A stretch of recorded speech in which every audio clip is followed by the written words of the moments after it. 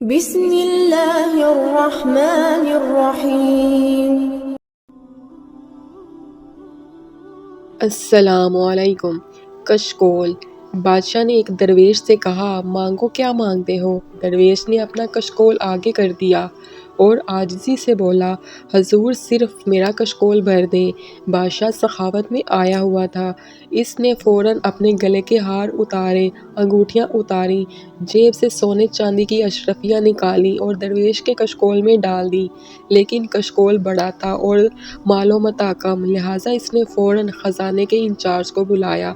Incharge ہیرے جواہرات کی تھیلی لے کر حاضر ہوا۔ بادشاہ نے پوری تھیلی الٹ دی، لیکن جوں جواہرات کشکول میں گرتے گئے، کشکول بڑا ہوتا گیا، یہاں تک کہ تمام جواہرات غائب ہو گئے۔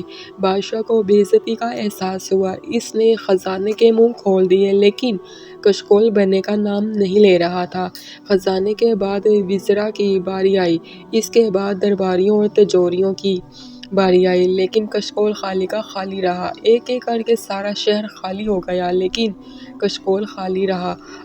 درویش نے کشکول بادشاہ کے سامنے الٹایا، مسکرایا، سلام کیا اور واپس چلا گیا۔ بادشاہ درویش کے پیچھے بھاگا اور ہاتھ باندھ کر عرض کیا، حضور مجھے صرف اتنا بتا دیں، یہ کشکول کس چیز کا بنا ہوا ہے؟